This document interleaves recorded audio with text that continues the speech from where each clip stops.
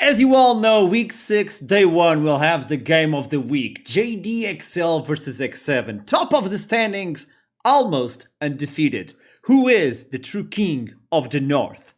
I have with me the charismatic mad scientist, coach for the JDXL, Turok. Hello. Hey, great to be here.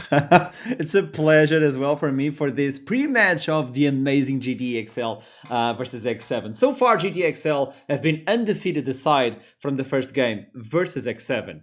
What can we expect from the rematch? Well, JDXL to go undefeated, of course, right? I think that's the plan. We gotta take another win. We're gonna keep our win streak going, and we're gonna avenge our loss in the first week. So I think that's what people can look forward to. But what is the lane that we're going to be looking for the most? Like, what do you think it's the lane that is going to be the most impactful? I think you can look at nearly every lane because you don't know which spice we're going to bring out yet. I haven't brought out my mad cocktails for this game. But that being said, I think we can always expect the matchup between Eminez and Temp to be a banger. We've got like two incredibly skilled mid laners there, and I think regardless of draft, those two are going to be fighting non-stop. So I think people can look forward to that one. And since we're talking about the solo bolo king, the Eminence, the king of the mid lane, the rest of the team is shining as well, and almost no one talks about them. What is the true essence and strength of this team? I think it's our aggression and creativity. Compared to Mm. any other team in the league, we bring so much passion for the game, so much ability to challenge the other team that it's really difficult to play against us because Mm. anyone you've played in scrims, they don't transfer their same aggression to officials. Whereas if you're playing versus us in scrims, it's like it's going off, there are fireworks, everything's going crazy. But then when we get to officials, we bring the same amount of aggression, and that's something that teams are find very difficult to deal Mm. with because when you get on stage, you expect people to play structured, you expect people to play safe, and JDXL, we're not doing that. I'm going to throw you a curveball because when you have someone like Eminence on the mid lane, this opens a lot of opportunities, especially for the jungler. And I think your jungler should be talked a little bit more about because he brings so much to the team, but almost no one talks about him. What do you feel Dan is bringing up to the core of the JDXL team? Yeah, I mean, Dan is the king of macro, and he is also one of the best in-game Hmm. leaders that I've ever worked with. So pairing that with people who are very mechanically skilled, obviously the plan with the roster, right? But knowing that you're going to have Dan there, who's a complete bedrock of any team, and bringing them up to a certain level, making sure he keeps all the dogs in line, all the foxes in line. Hmm. Inside joke there, right? We gotta, he is such an important character in making sure that everyone's able to fire on all cylinders. Because if you don't have Dan turning the sort of powerhouse in the jungle, keeping up the pressure, keeping up all the information, making sure he's able to support lanes and playing aggressive, then of course our entire machine doesn't function, right? So he Yeah. is really really important to our playstyle, and I think using his strengths in a way to let everyone play to their fullest potential is exactly what we like to do.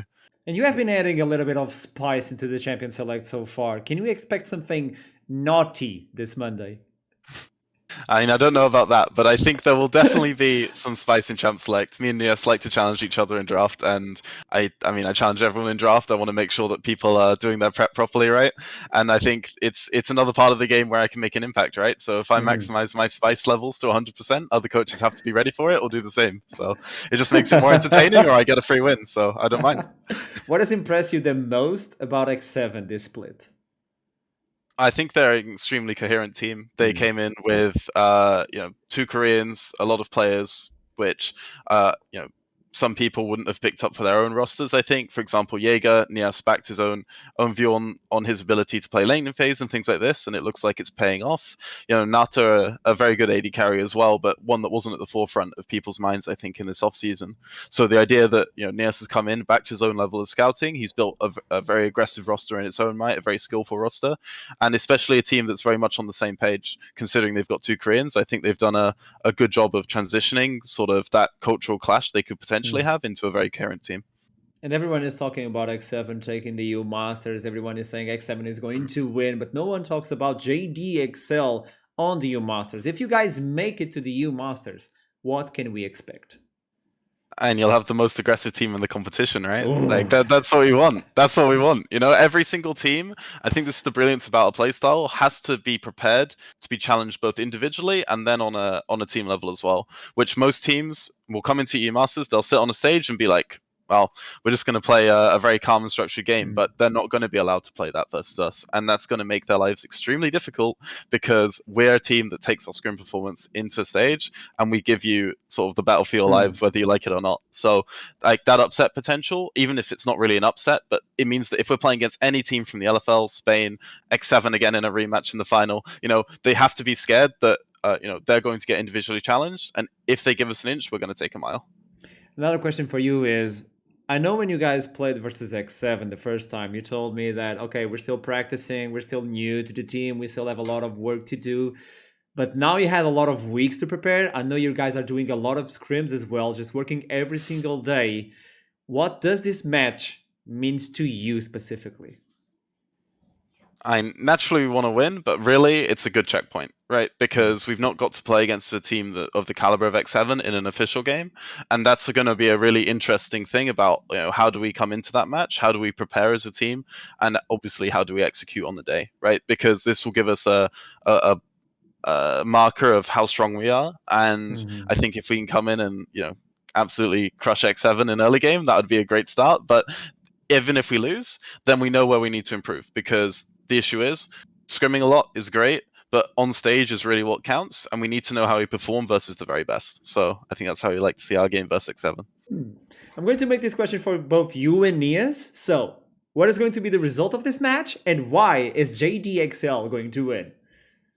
JDXL is going to win, and it's a coach gap, simply put. I like it. Spicy.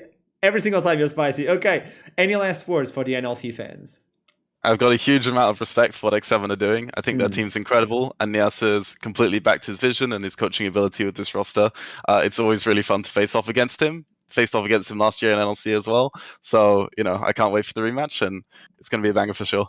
It's going to be Monday. JDXL versus X7 rematch game of the week. So don't you miss it. It's going to be a good one. I'll see you soon, and thank you so much, Torok. Thank you.